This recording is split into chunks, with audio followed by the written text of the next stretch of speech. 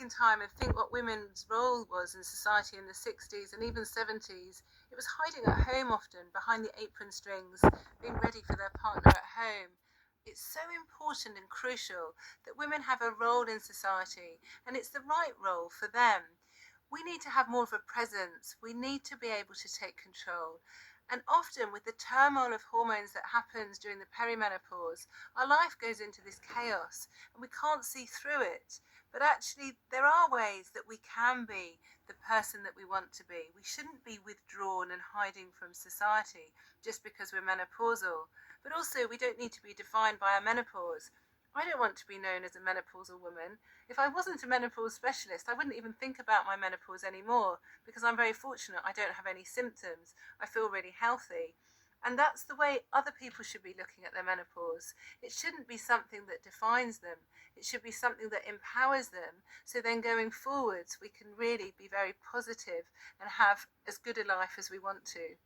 In the UK, the average age of the menopause is 51, and the average age of death is 83.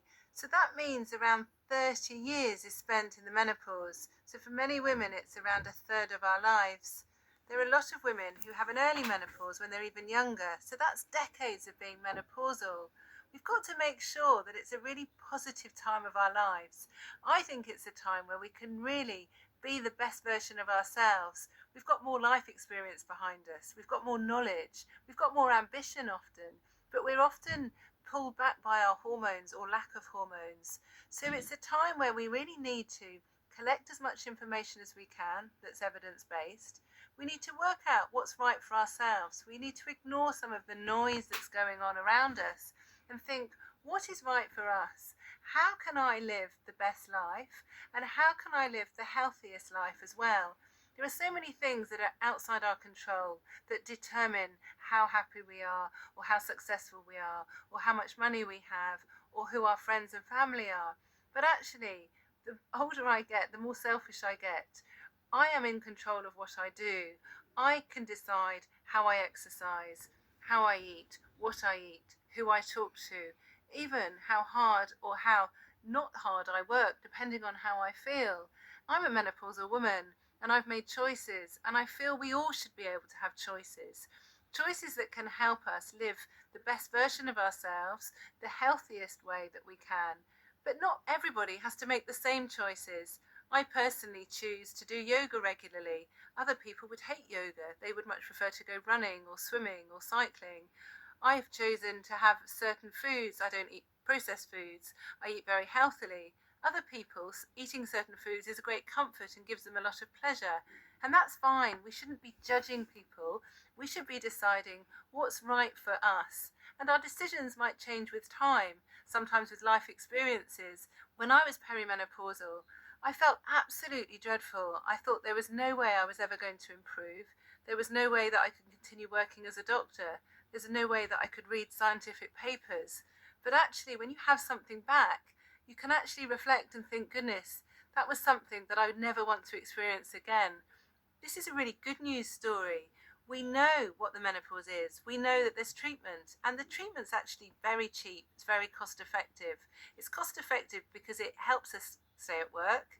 It helps improve the quality of our life. It helps reduce diseases, expensive diseases. So it's really good that we've got this option now, and we've got this available to us so that we can work longer. We can give more back to society. We can give more back to our partners. We can be more liberated with what we do as women. We're not tied down because of our lack of hormones. So it's really important that women know that there is treatment available. They can get their lives back, and that they can choose what they want to do with their lives going forwards. We shouldn't have that choice taken away from us. We do a lot of work with people in prisons, people in disadvantaged groups, people who don't have the same privileges that I've had, but we all deserve to consider having our hormones if that's right for us. The menopause affects 51% of the population directly, 49% of the population, i.e. men, indirectly. It's averaged that 1.2 billion people are menopausal worldwide. We're here to stay. We need a voice, we need to be listened to, but it's essential that this conversation continues. I want to talk myself out of a job. I don't want to be a menopause specialist, because if the menopause is approached in the right way, in the right time, then I won't need to see all these people with very sad stories, because it will be approached in a very different way. And actually, the future health of women can really improve if their menopause is approached in a very evidence-based, clear way, where people are central to what they want. So this is all about metamorphosis, not misery. This is about information and power.